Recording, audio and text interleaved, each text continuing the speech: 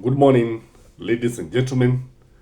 Welcome to Gashi Skyman TV. I want us to focus on one man, Okiya Omtatah, the Busia senator, the man who is seen as the people's watchman, the man who has been in court corridors more than any other politician in Kenya today, the man who has won so many cases against the government. Ladies and gentlemen, I want to start by posing a simple question to you. Can Okiya Omtatah defeat William Samoei Ruto? Given Stephen Kalonzo Musyoka, Matiang'i, and Gachagua, whom would you vote for as your person to defeat William Samoei Ruto? I'm looking at the Busia senator, and in 2024, after the Gen Z protests, after the finance bill protests, whereby the Gen Z came up in support of one person, that is Okiya Omtatah. In fact, the Gen Z mentioned two people that time, Okiya Omtatah and Fred Matiang'i, and that is how Fred Matiang'i came to declare his interest in the presidency. And when I looked at the situation that time, the Gen Z seems to be favoring the Busia senator. But the man wasted this opportunity. There was a golden opportunity that was offered to him by the Gen Z. And there was a wave that it was Okiya Omtatah. There was a narrative about him.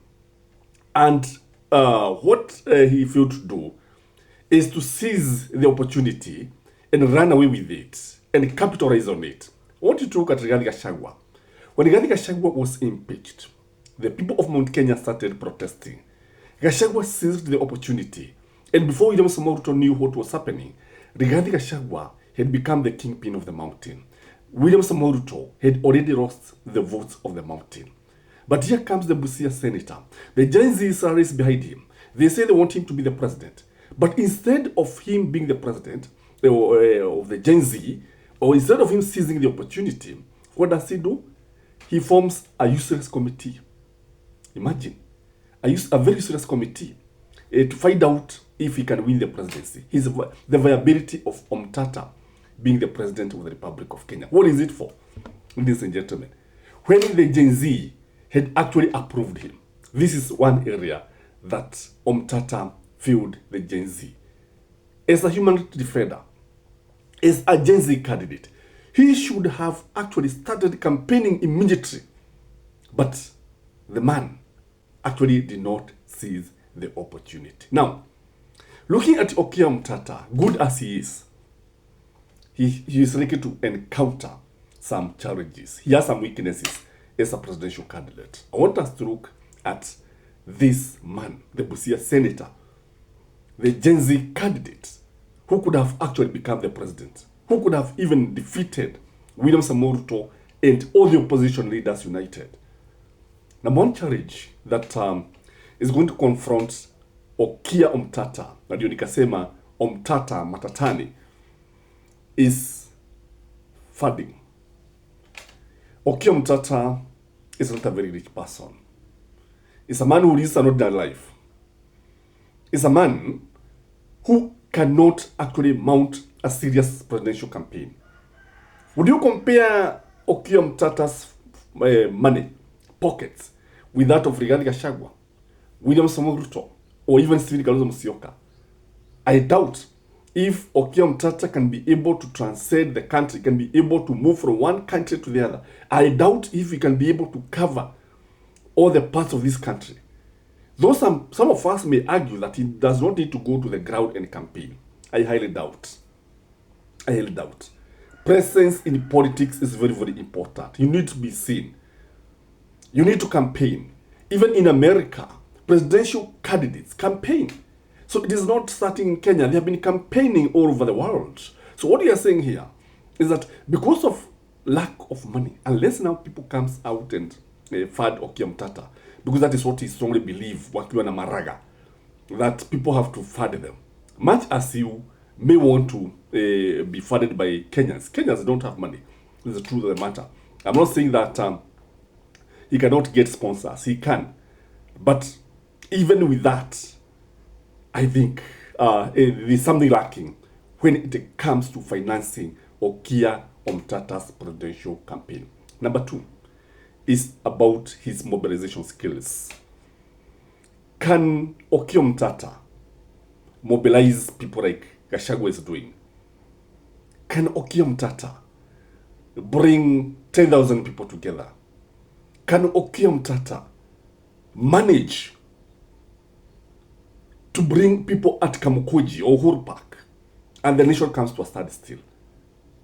Why is the government not even bothered by his campaign? Look at the way the government is bothered by the campaign of Fred Okengo Matiang'i. Look at the way the government is bothered by the campaign of Kalonzo and Matiang'i. But when it comes to Maraga, because Maraga and Omtatah, these are almost the same kind of people. With all due respect to their interest in the presidency, I think there's something that is lacking. They cannot be able to bring people together. Number 3, in my view, Okiya Omtatah is a good person, but when you look at his oratory skills, he leaves a lot to be desired. You want to compare him again to Stephen Kalonzo Musyoka, who is a very good orator. You want to compare him to William Samoei Ruto, a very good orator. Uhuru Muigai Kenyatta, a very good orator. Rigathi Gachagua, a wordsmith. Okiya Omtatah ways of passing message has a problem. And you see, the message needs to hit home. The message needs to hit the minds and the hearts of the listener. This is something that lacks in Okiya Omtatah. His message is usually very, very dry. He needs to bring humor. He needs to bring something, satire, that would actually attract the people. Remember, if you watch Rigathi Gachagua, when William Samoei Ruto said that he has not been schooled, look at the way he responded. He is able to play with the words and pass the message in a very interesting and attractive way. Again, when I look at him, he lacks the political muscle. No, political muscle is when somebody can be able to face the opponent head on. That's the political muscle. If you look at somebody like Orego has a political muscle. If you look at Raila Odinga, he has a political muscle. If you look at Edwin Sifuna, the man has a political muscle. If you look at Babu Owino, that is what I mean. If you look at Gachagua, political muscle is there. But when you look at some of these politicians, Maraga lacking political muscle, Omtatah lacking political muscle, you agree with me that even getting the support of members of parliament for Omtatah is a problem. Getting the support of his fellow senators is still a problem. Can he convince some senators to vote in a certain way? Is he influential in the Senate?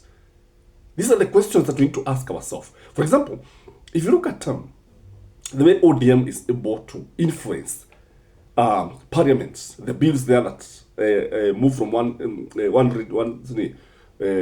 reading to the other, first reading, second reading, and so on and so forth. These are people who can actually convince each other. They know how to lobby. If you look at William Samoei Ruto, the same. Look at Rigathi Gachagua.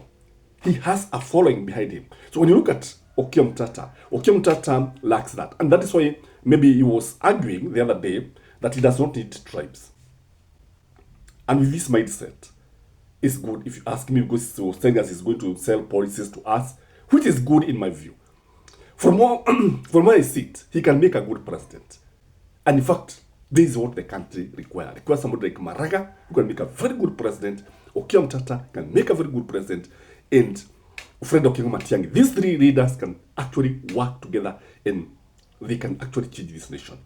But for Omtatah, there is those weaknesses. Those weaknesses, unless he fills the gap, he needs to work extra harder. I don't know what you think, ladies and gentlemen. But from where I sit, Omtatah lost the opportunity when the Gen Z decided to support him.